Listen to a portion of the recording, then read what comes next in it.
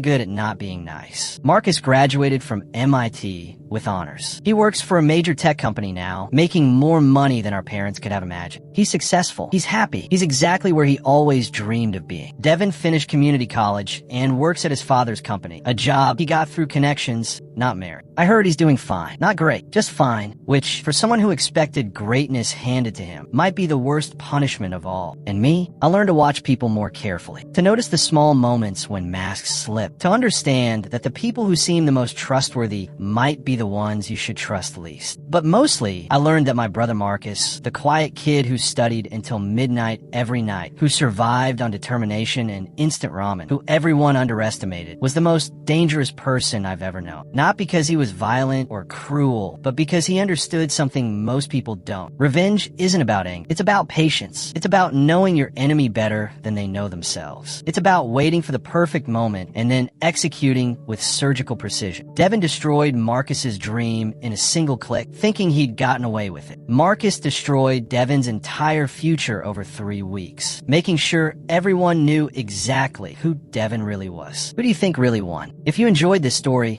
like and subscribe for more. Because the truth is, we all know someone like Marcus. Someone quiet, someone underestimated, someone who's watching and learning and waiting. And you really don't want to be the person who pushes them too far.